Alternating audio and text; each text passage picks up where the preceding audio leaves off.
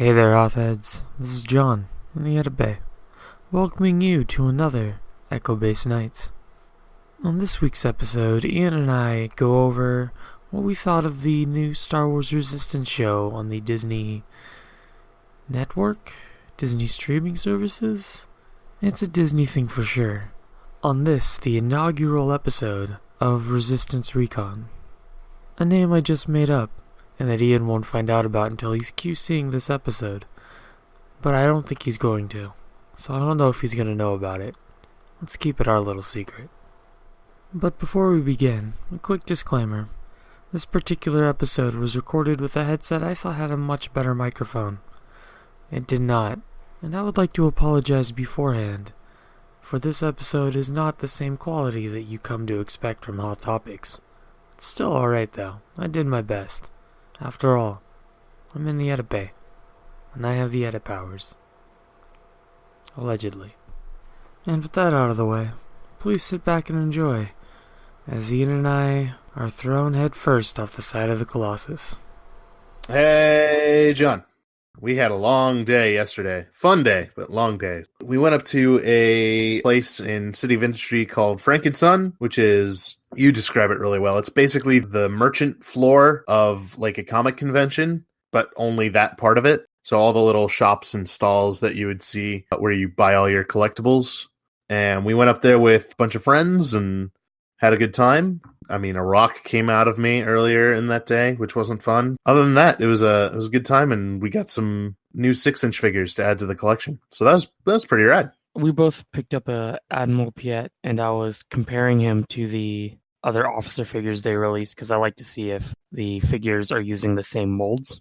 Mm-hmm. Looking at my figures, Thrawn and Tarkin, for their uniforms, have a very similar mold, but Piet looks like it's his own thing, and Krennic has kind of his own thing, and Veers is covered in armor, so I can't really see it, but I was also impressed that, much like Veers' helmet and hat, they are molded specifically for that head sculpt. So Piet's hat doesn't fit on any of the other figures properly. And Veers' hat doesn't fit on Piet properly. Like, they're molded with like hairlines and stuff. It's kind of interesting. That is pretty cool. I like that because it means they don't fall off very easy either. Mm-hmm. So they're kind of hard to lose. And the uniform thing makes me happy because these figures are about $20 US. I would be kind of bummed if I was paying $20 over and over again for the same sculpt, like the same body sculpt. With Right. Just a different head. With the exception of Veers, all the 4 other officers they've released in the 6-inch line all have 12 rank tiles on their bars. So they're all Admiral or higher ranked. Interesting. No, I didn't know that. But now that you point it out, yeah. Technically, Krennic is an Admiral. He's a military director.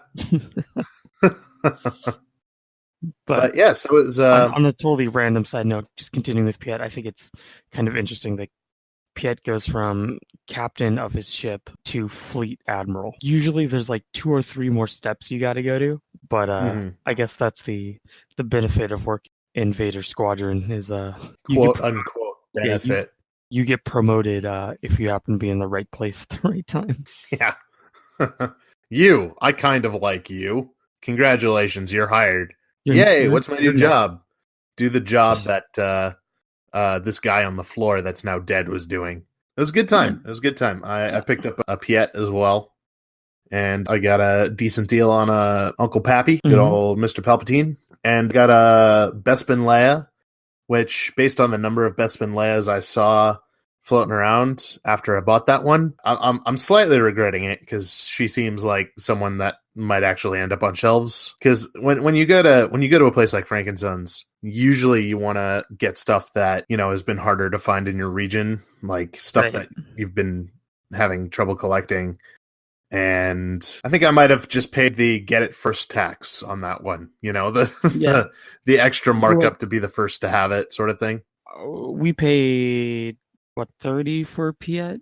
Yeah. At the first booth we saw, which I honestly did not mind, even though we saw him later for MSRP, just because he's an online exclusive for Entertainment Earth, and I already don't like ordering stuff online enough as it is. Going to cons and like knowing how these merchandise booths and like stores kind of work, if like I'm not paying an exorbitant amount for a figure, I don't mind paying a little bit more. My train of thought disappeared there, but like, yeah, one of the things that I liked about Frankensons is not they do have stuff. They do have the newer stuff in box, but sometimes the booths have loose 6-inch figures. So, say you want to get a couple Senate Guard, and you don't really want to pay the 70 or 80 bucks for the Guardian of Evil 4-pack. You can just go and spend $15 and just get the Royal Guard. I was hoping to find a Sand Trooper from the Dubek and Sand Trooper combo pack just by himself because I don't have room for a Dubek. But I do have room for a Sand Trooper.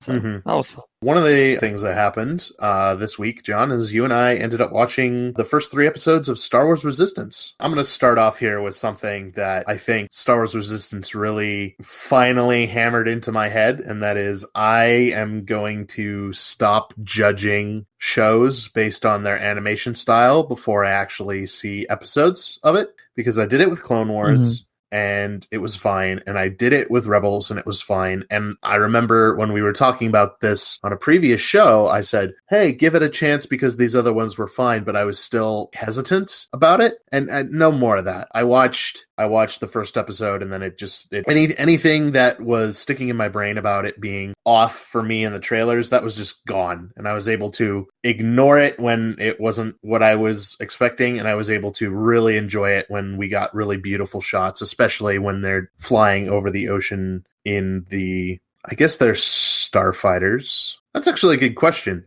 Are those just in Atmo speeder variants, or are they actually I'm sure they're starfighters. Yeah, they look like starfighters. So I will never judge something on its animation style until I have seen the actual full-length episodes from here on out. Yeah, as I mentioned, I think in our last podcast, the style is like the style that I feel like every Netflix original anime is powered by. And sometimes it works, sometimes it doesn't. The thing that I see that bugs me the most is when you see people walking around on the matte painted backgrounds, it doesn't look right. It kind of looks like they're sliding a little bit every time they step. And I was paying a little bit more attention to that in Resistance today. And a lot of the full frame walking shots where you can see people walking, it's still a little off to me. Their walking gaits aren't big enough for as much distance they're covering, but those shots are so few and far between that I can only if I'm looking for it will I actually notice it, sort of thing. One thing I think that we might have talked about in the past is when something loses your interest, it's a lot easier to pick up on those background items. So it speaks to the quality of the show itself, where in order to look for those sort of background problems or minor issues, you actually have to actively be looking for them rather than you just losing interest in finding them on your own. Yeah, definitely. And I've seen that exact description used for a lot of people that didn't get Solo or Rogue One on Last Jedi, even, that some people were just so turned off by the premise that all they could see was the negative parts. Right. And in my notes on this, like, I took a ton of notes on the first episode, and the second and third ones, I have barely any notes because I just stopped caring, and I just sat back and was just I stopped caring about criticizing, and I just sat back and watched the episodes. And then like most of the notes on the second ones are just kind of like, oh, that's interesting, or that's kind of cool, and they're not really criticisms. Well, that's that's pretty good, like, to see. And I think that the first episode of any series, regardless if it's Star Wars related or not, its job is to grab your attention. And because we all know its job is to grab your attention, we all kind of nitpick it a little bit more than others. But I think the series did a good job getting going here. So let's talk Star Wars Resistance for a little bit, John. Spoilers ahead. Spoilers! If you haven't seen Resistance, go watch Resistance, please. Yeah, so let's talk a little Resistance, John. Your overall impressions. Let's not go right into the nitty-gritty real quick. What were your overall sort of thoughts and feelings about the first 3 episodes? It took me maybe a third of the way through the first episode to kind of get used to the animation style. Kind of seems dumb that like that was like my hang up was the animation style. I did not really feel the animation style of the Clone Wars cartoon, and then I watched it, and then like I enjoyed the story, and then I started to enjoy the animation more and more. I'm talking about the Samurai Jack version. Mm-hmm. There's a few characters in that just remind me of characters I've played in D&D. Characters that are clearly detrimental to the party and yet necessary for the party to continue, to the chagrin of the other party members. Most characters you've ever played? Yes. I did like the racing sequences. They reminded me a lot of the pod races, which have always been a positive part of the fandom industry to me. I've never not enjoyed the pod races. I think a lot of people would agree with you on that. I am dreading the day that the Star Wars Resistance Racer game comes out and it's just flying through hoops. It's just going to be the training levels for, what was that, Star Fox? Superman 64. So hopefully they figure out a way to make that interesting, because it would be fun to do a Star Wars racing game, because I enjoyed in Racer how you can like cobble together a racer from random parts. And with technology, you wouldn't just get a generic model with invisible custom parts in it. You could probably like get custom wings and custom blah blah blah and that such. So I thought that was cool. As far as story goes, I'm giving it a lot of leeway because it is aimed for a younger audience. So the main character is a little goofy. He's not very bright, but at the same time, I kind of see him as like the point of view character for the target audience, where the world is still kind of new and they're learning, and so they'll learn about the world through Kaz. So I'm not too upset on that. It's the I don't know what I was going to say there. Ian, you go. Your turn. I think I know what you're trying to say. It's kind of something that it's the grain of salt you have to take with all kid shows or yes, exactly. Yeah. And that's one of the things that I think my very first after I watched them, we watched them separately, and after I watched them, I sent you a note that said my overall impression: it's fun yet if predictable. A lot of that predictability comes from. And I'm not talking about like, specific scenes or anything like that, but just the overarching sort of character themes and behaviors are all predictable in that sense that it's a kid's show. The kids shows for generations have taught very specific themes, and especially with a property like Star Wars, which talks about very specific themes across its entire property. Seeing it at a level for the particular age group, I think makes older fans are going to be able to really, watch the beginning of an episode and kind of predict how it ends fairly easily. But at the same time, it's a lot of fun along the way, and there's a lot of creative characters and set pieces that make it an enjoyable experience, even if you kind of know where it's going. The station itself is, this huge station out in the middle of this sort of ocean, essentially. And I was surprised by the number of locations that it had on it. You've got the cantina area, you've got the marketplace, you've got all the workshops and the hangar bays and the actual like racing skyline, and there's a lot there that you can do with that place. And that was one thing that I was a little concerned about, is kind of having this island setting, making it hard to come up with new things. But each episode they had a new enough place on the station that it kept it interesting, and I think there's a lot more they can do with that. Yep, we saw this in the trash compactor. Exactly. How many Dianogas are in that trash compactor? It's going to be several Dianogas. But yeah, that was kind of my initial first impression of the series. The characters are very light and fun. I think I agree with your assessment of Kaz as kind of the POV character who, starts off knowing nothing and then gradually turns into the hero, the main character, learning with the audience. I agree with that assumption. There are a couple other really fun characters as well. I think you mentioned that you really enjoyed Niku as a character. I know at some point I have played character that took everything way too seriously, and I just want to be everyone's friend. I know that I have played that character. I think that it was a really good way to introduce him by having him spread that rumor that Kaz is the best pilot in the galaxy. That was in the known galaxy. Yeah. Well, he just said best pilot on the platform, and then it just kind of was a game of telephone until. Yeah, I enjoyed how that rumor spread faster than it took Kaz to walk from the landing bay to the cantina. Right? and so Niku's a fun character. Any other characters really stand out to you? I have an issue with Lucasfilm at the moment. I'll blame Kathleen Kennedy. That's what everyone does, right? That's the thing. That's what we're doing right now. Smart doing this in a. I do this in every. We did this in the last release. Did you? Stop abusing droids. Okay. Right? So in the prequels, we just see astromechs getting shot off the Naboo ship, Amidala ship, just left and right. We see throughout the Clone Wars show, we see, I think Obi-Wan goes through like 4 astromechs. I think R5 is his last one, or R4D5. I don't remember. He's red. Call him red. So we get in Rebels, we get Chopper. Chopper's missing a few bits, right? Just a couple covers over some of his arms and armatures and whatnot. Now we have Bucket.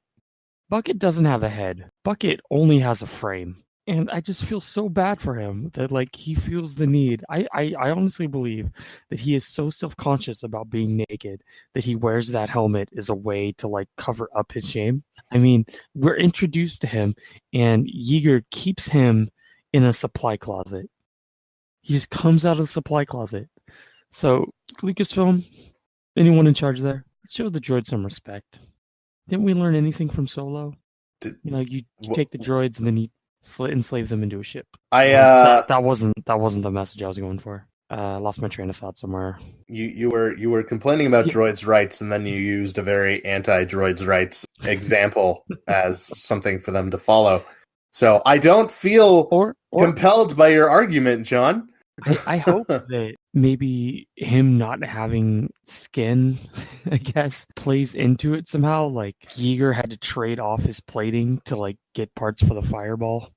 Like I don't know, but I just felt so bad for that. Like I see a lot of people online like, "Oh, I love Bucket. He's like what a rambunctious little scrap pile." I'm like, why do we have to keep making droids less and less have bodies? This is weird. So weird. I think you're reading into it a bit much. I have this fantastic note about this. Next show is going to have an astromech that is just circus. It's just circuits. Lucasfilm, please stop destroying astromechs more and more. Well, I thought it was quite a clever design. Gives us something new. Which threw me off. Like the actual skeleton design of Bucket is kind of what threw me off. I think in our look at the Resistance trailer, I was talking about how like I'm not sure if he's an astromech. He looks kind of cobbled together. Well, that's because the parts I'm used to seeing on an astromech weren't there.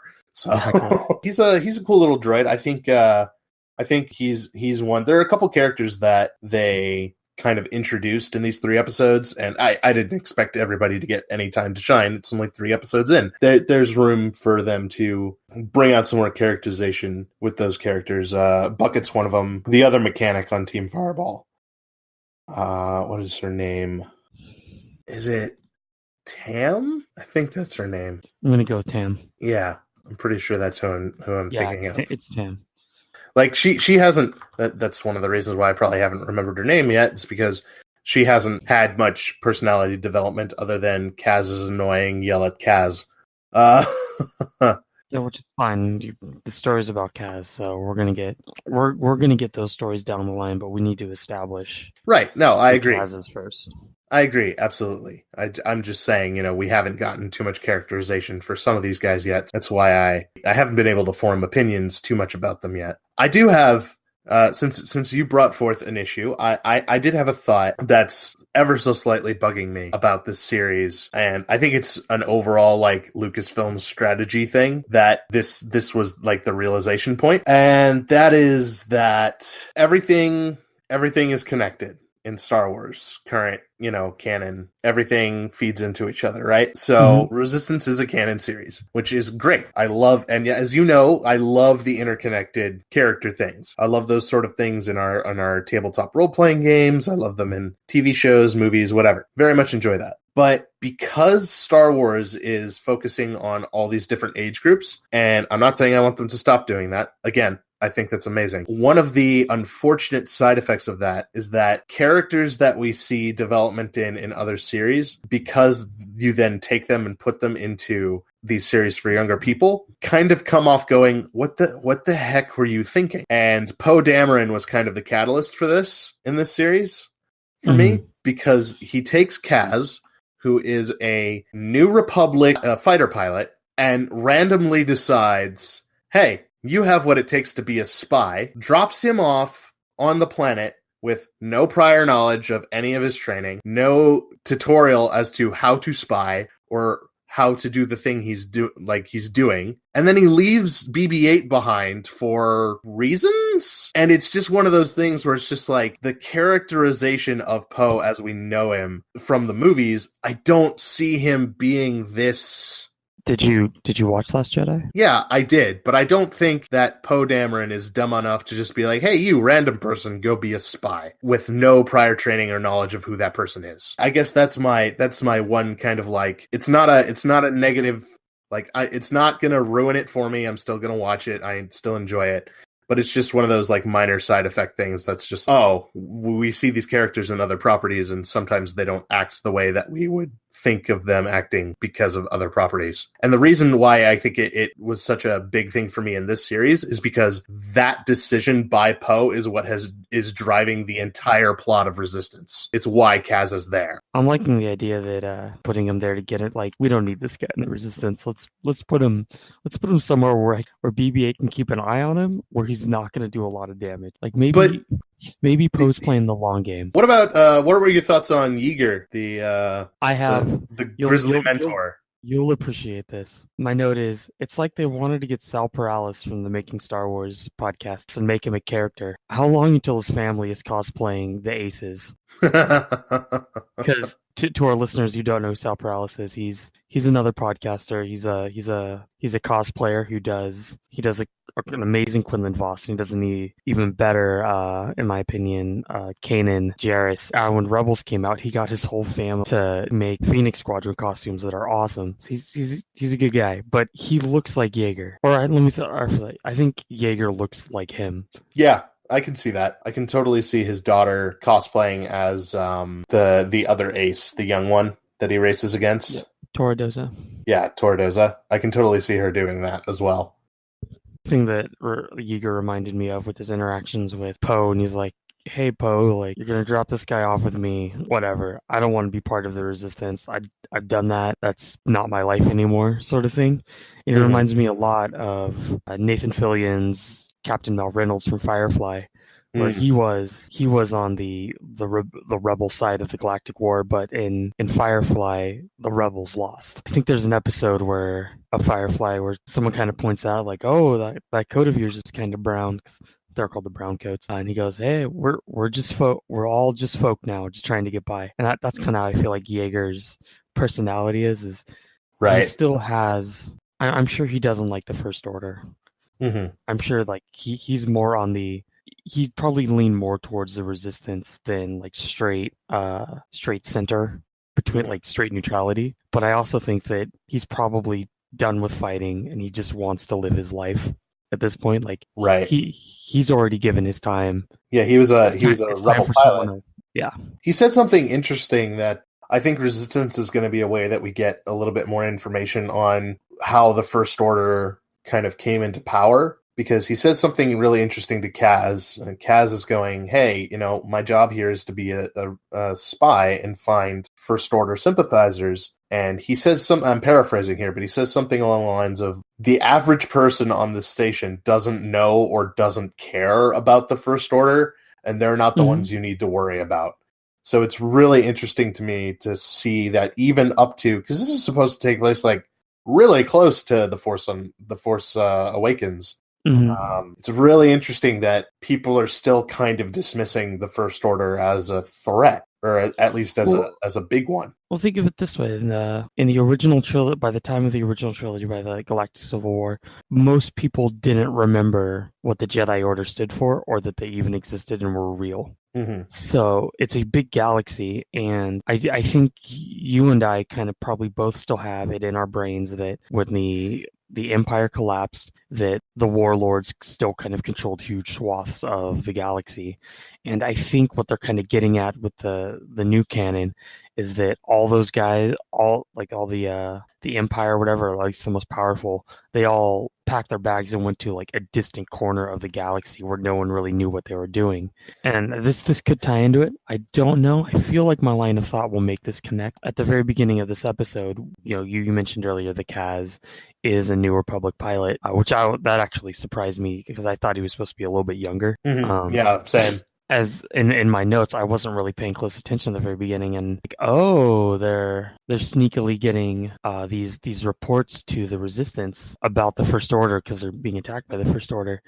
And the second time I watched it, I realized, they were sent by the Republic to deliver these. There's a part in The Force Awakens where they talk about how, I think Hux talks about how, like, they know that the New Republic is backing the Resistance, but right. They're like trying to deny it. Mm-hmm.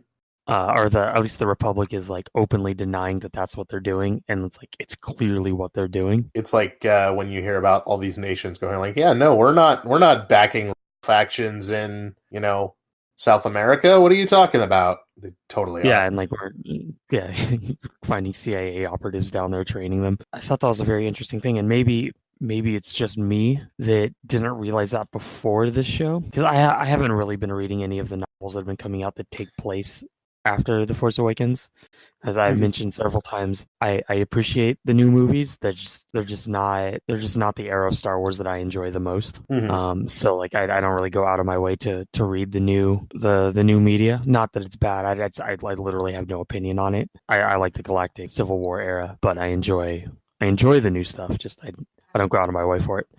I think I just dug myself into a giant hole there. Yay! So I guess my question would be is, because you've kind of made this connection and it's an interesting thing to you, do you think that this show, if we continue watching it, could provide enough interest for you to build more interest in the new era, I suppose? Well, I'm already interested in the show as it stands by itself.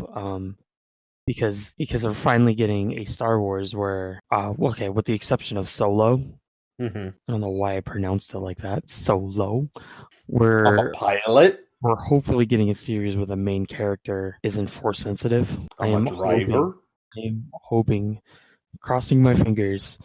And main character wasn't Force sensitive wasn't Force sensitive in Rogue One either. But there was Force sensitive, but he wasn't the main catalyst, right? But he was there. I am just interested in a story in the Star Wars galaxy about just folk, not people that have supernatural powers or believe in this ancient religious order or use lightsabers or can move stuff with their minds. Just regular folk getting by, because I think that's a part of the story that we never see, because Star Wars goes hand in hand with the Force, that and lightsaber duels and moving rocks, but also not moving rocks. It's not just about moving rocks, Ian, but then it is. Are you telling me? Are you trying to force-splain to me? Well, I get what you're saying. You're a big fan of the Old Republic, and I'm sure you would love a show that is the Old Republic and the Old Republic Jedi, because it'd be great to see. As much as I am throwing the praises on a show that doesn't have Jedi, it would also be great to see the Jedi when they weren't, dare I say, at their peak. I would say right, where they weren't just like in the prequels. They're like, we're a peacekeeping force. In the Old Republic, when there was still like Sith, armies running around, they weren't just peacekeeping force. They were the Jedi Knights. So that's what I'm excited about this. I don't know if it'll make me more interested in the sequel trilogy, Period. Yeah. the post prequels. That doesn't work because that's the original trilogy. I'm gonna figure this out someday. They're just called Because I know sequels. like everybody wants to know where Snoke came from. Everyone wants to know where the First Order came from. I don't care. I accept that they're the big baddies. They're the new big baddies. I'd be interested in seeing the build up of the First Order. I still don't think we need to know where Snoke came from. He can just be there. I mean, we didn't know where the Emperor came from until 30 years after the 40 years, came out. 30 years, 40 years. So it's not that big. That's not part of the story, and doesn't really matter to me. Yeah, well, I mean, and that's the thing too about Star Wars is that we can always explore something later. You know, we can always explore more in any time period because there's just so much to this world. I you know, speaking of the transitional power thing, like I think I want to get my hands on some of the Aftermath books because those are like, you know, post our Return of the Jedi, like New Republic is doing stuff. I think that the thing that got me interested in that is this show, seeing Kaz in his brand new, you know, New Republic starfighter with a actual like New Republic color scheme and logos and all that and uniform. I'm like, oh, okay, now I really want to know how we went from rebel forces that just overthrew a government to like actually having the money to invest, invent, and build our own personal military. You know what I mean? That was one of the dumbest nitpicks I had, is that the New Republic flight suits have the Phoenix, the Rebel Phoenix on it, and the Resistance also use that same symbol, but then also deny any connection to the Resistance or to the Republic. I just thought it'd be funny, like, if there was like a insurgent rebel force in another country that was just wearing the American flag, and like, no, we have nothing to do with them. Like, but you're using all the same equipment and you're wearing the flag. Nope. Different. Completely different. I don't know where they got that stuff. And in the end, it doesn't really matter. I mean, the Imperial cog is just a slightly fatter version than the Republic's right Starburst logo. So, you know, it's Star Wars. So right, exactly. I thought that was just a funny thing that like it means absolutely nothing, but it's something that could be nitpicked for no reason. Right, for sure. Here's something that was interesting to me. On the new ships, you know, the new Republic starfighters. It's kind of cool to think of they have that as a resource, but they're just offloading their older, crummier X-wing fighters that we see them using, the Resistance using onto the Resistance. Like, here, you can have our last generation hand-me-downs. Okay, so here's one of the things, and one of the I think it's the second episode, Triple Dark. Just get that your hand-me-downs thing just remind me of that. The pirates that attack the station are wearing like cobbled together ships, and it reminded me a lot of I can't remember what novel it was in the EU, where they go to Kessel. It's probably the one, I think it's Jedi Search, and the defense fleet of Kessel, or whoever was running Kessel at the time, consisted of TIE fighters and X-wings. And it just kind of goes to show that like these companies are still selling the like Signer Fleet Systems will still sell TIE fighters to other groups. Incom will still sell X-wings to other groups.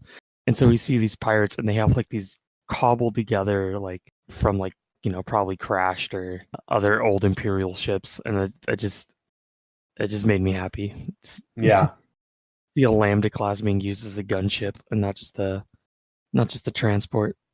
It was cool too to see that they had the old, some of them wearing like stormtrooper parts. One guy had like a Veers style. We went to the surplus store. There was all right. Let's read through my dumb notes real quick. Cool. Let's start with the first episode. Anything that stood out to you? Disclaimer, because, you know, professional. There may seem like a lot of negatives listed here, but things that are off to you will always be more obvious. The criticisms listed below aren't a reflection on how I thought of the show overall. They're just things that stood out to me that I found interesting enough to list. The show could be terrible, but I would still be stoked on the fact that there is new Star Wars content and that I can enjoy that Star Wars content regardless of how good or bad it is. As long as Kaz doesn't become a Jedi, this is the kind of content I've always wanted. Regular folk in the Star War without super magical powers just getting by. In disclaimer. Because I wrote that whole thing after I noticed that I was writing a lot of negative things. I'm not putting down a lot of positive things, but I think a lot of the negative things just kind of have to do with, it's a cartoon, it's aimed for kids. Mm-hmm. It's not going to be dark and dirty like Rogue One. It's not going to be. I think it's going to be more like Han Solo, with less murder. Slightly less murder. I don't think anyone's died in the 3 episodes that have been out. So, like my disclaimer that I copy and pasted from a part of this recording where we weren't actually ready to record, said a lot of the things that stood out to me were dumb things that really don't need to be pointed out. I just thought they were dumb, and not in you're like doing what nerds do. Yeah, and like it's dumb and like not like I hate this way. It's just kind of like, it's dumb. Example: bending a fin on a dart shouldn't make that dart fly 90 degrees. There's space darts, John.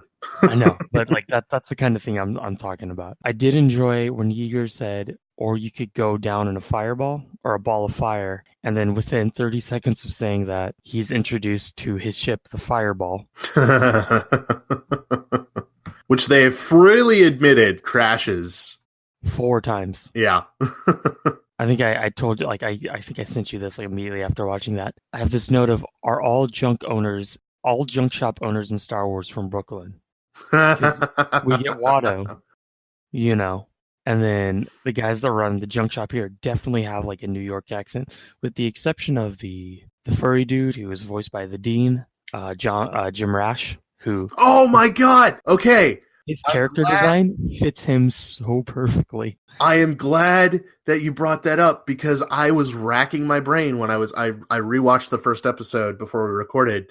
I was racking my brain going, I have heard this guy's voice before. Who the heck is he? And then we started recording and I didn't have a chance to look it up. But now that you said it, I'm like, yes, it is Jim Rash. Okay, also, awesome. Talking about the junk shop owners, Orca, the guy with the kind of New York accent. His species, if I need to look it up, but originally it was the first time that character showed up in Star Wars in the Cantina in A New Hope. His name was like not a play, but a variation of the name Mace Windu, and they kind of retconned it in to say that like Mace Windu was a hero on their planet, and so there's just a lot of people named Mace Windu. My notes for the race part. This is going to be a fun part to edit together, so it doesn't sound like I'm rambling. During some of the scenes where they're going through the loops, there's definitely a distinct, what I like to call the booster dump sound from Episode 1 Racer. When you charge up. Oh, yeah. They have that in KOTOR too with the swoop bikes. Oh, did they? Oh, yeah, similar sound. Having a show that focuses on the race is a good idea. As the Star Wars is known for magical wizards, laser swords, dogfights, and starship battles. The racing gives a pseudo starship thing, since we will be lacking the other two, as well as bring some of the intrigue of a spy story. All right, I didn't really have a ton of notes on the first one that I needed to be repeated. Yeah, first episode all around, just it had a good start, kept me interested, made me want to go into the second episode. Yeah. Most of my notes are from the first one, and then I was able to just be like, I'm being too critical. Let's sit back and just enjoy it. So what about for the second and third? Triple Dark is the episode where he finally finds a spy. Spy for the pirates, pirate spy. My first and largest note, because it's all in caps, is I like Niku. He had a lucky pet named Lucky that died. That's unlucky. Then he ate it. Lucky. Then he got sick. Unlucky. I loved that interaction, and after that, like, I just stopped paying attention. Like, it's like I like the pirates' gear. It's a good note. Yeah, It was cool. 2 episodes in, I'm already disregarding a lot of things I'd normally be upset with, such as writing, dialogue, story points, Kaz being blasted into the sky and landing on the pirate windshield and then falling back on the same place he was blasted from. Just because I recognize that this is for a younger audience, and with that knowledge, I can sit back and just enjoy the show. Right. Yeah, you just got to adjust your expectations. That's all. Yeah. And if you can't do that, then you're not going to enjoy anything for the rest of your life. So, yeah. So in this episode, we get introduced to the fact that the aces aren't just racers; they're there to protect the refueling station. Right. So they're not just random people just living on going fast, and they actually have a job there, which they didn't really address in the first episode when the ex-Imperial guy is shooting at the other racers and no one else seems to have guns. Now, it kind of makes sense that he, has they have some sort of offensive weapons for defense. I did like the Kaz, even though he's being played to be kind of like a fool so far. He is smart enough to think, hey, if I get on the comms with the pirates, I can make them think something else is going on. And that's one thing I was being really critical about Kaz in terms of the Poe Dameron, like he doesn't actually know what he's doing being a spy. But just because he doesn't know what he's doing being a spy, he's still a flight academy trained, military trained, New Republic fighter pilot. He's intelligent enough to do that. He's skilled enough to do that. We see that he's got mad accuracy skills with that dart game. He's not being presented as an idiot in general. He's just kind of being presented as a guy that's entirely out of his element. Yeah, exactly. He has a little bit of street smarts. Right. And so in this episode, the whole B story, besides him, I think every episode, the B story, I should say, will be him doing his spy thing, whether he successfully does it or not. But I think the main story in this is that he was getting this definitely isn't the main story, but some people he upset in the first episode are coming after him, and they discover that he has this incredibly rare material that's part of his lucky charm. Yeah, his first ever racing trophy that he smashes, and then also it gets smashed being used to save one of the people that's after him, who I'm sure isn't going to be any sort of grateful for that. Yeah, they're all kind of piratey. Yeah. The people they're like just above pirates, They're all scoundrelly. All right, how about any last things for that third episode there? Well, this one we do get to see a little bit more of that Crimson TIE fighter pilot, the new First Order fighter pilot, and they set it up so that it appears that he is the one that is sending the pirates to the base. Mm-hmm. And then Phasma steps out of the shadows and makes that Nemodian real sad.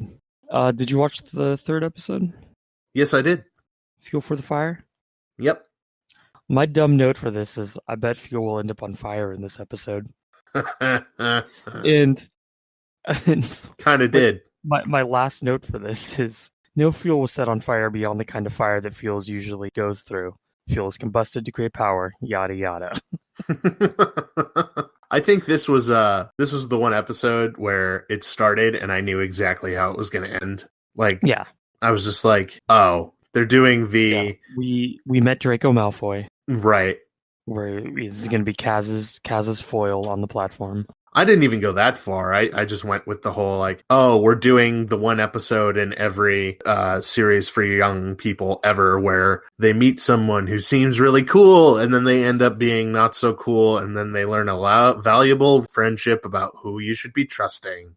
Yeah, I felt like we learned more about Yeager in this episode. Mm-hmm. Yeah, I agree. Because we see a holo pic of his family. Yep. Which I don't know if you noticed, Ian, was on Batu. I couldn't not notice because the internet refused to let me not notice. And then we learned that he was at the Battle of Jakku. That was a good battle. My guess is that he joined the rebellion after the Empire was somehow at fault for killing his family. Mm-hmm. And then rebellion's over, and then he just wants to chillax. Right. Yeah, and I agree. We learned that he has a incredibly fast ship that we have not seen yet. So that's pretty cool. It's the Unfire Ball. It's just a ball. It's the regular ball. It's the Sun Crusher. Hey, they do a lot of that, taking names from legends and putting them onto. Don't take the Sun Crusher and make it a racer. I think it's like a galactic murder weapon. What if it's the Sun Chaser? Okay, that's a good Star Wars name. Yeah, right. Huh. I'm gonna write that down. Actually, I'm gonna Google this because I'm almost 90% sure it already is. Oh, I'm sure. The R41 Star Chaser. Get wrecked, Ian. R41, did you say? Yep.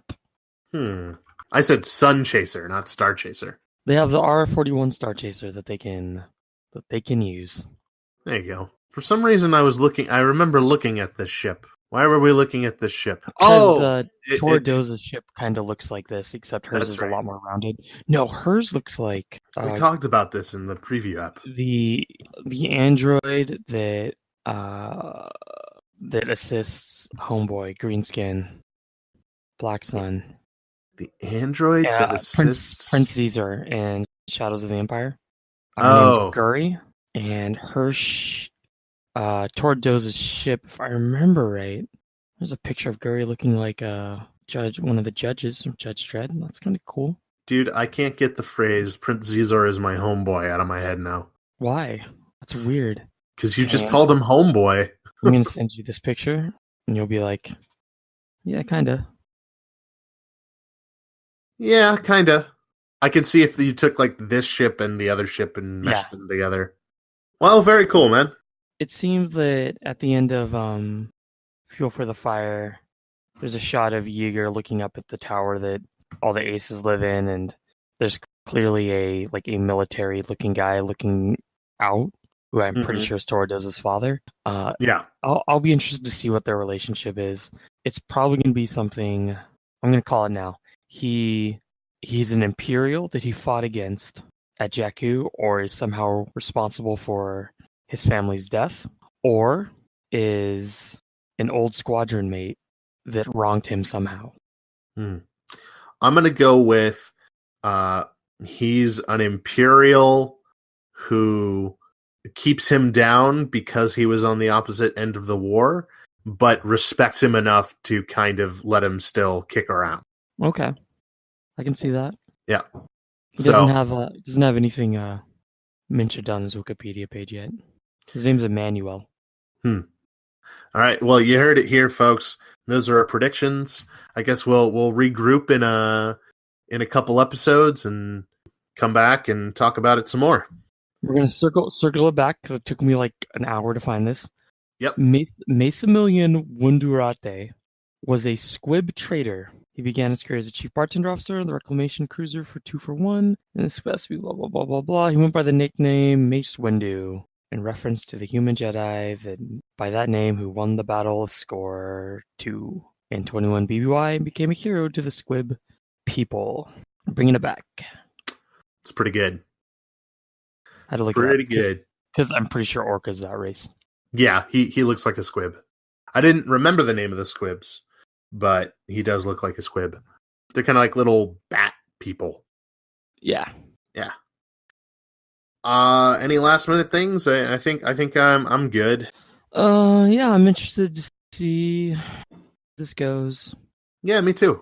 I'm gonna continue watch it, and maybe we'll regroup after a couple more episodes.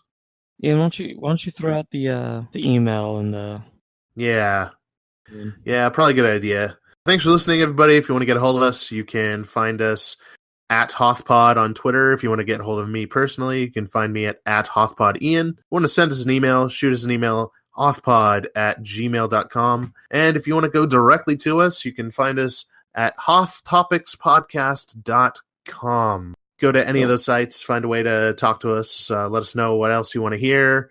I've started to put out sort of some questions, general questions about stuff for maybe some upcoming episodes. I'd like to get some input from the audience about that kind of stuff. So keep an eye on the Twitter and the Facebook page. We also have a Facebook page if you're on Facebook. Let us know what you think. So we want to get a little bit more juice flowing there, a little bit more audience involvement. So we want to hear from you. So seriously, don't hesitate to drop us a line, and looking forward to hearing from you. Thanks for listening.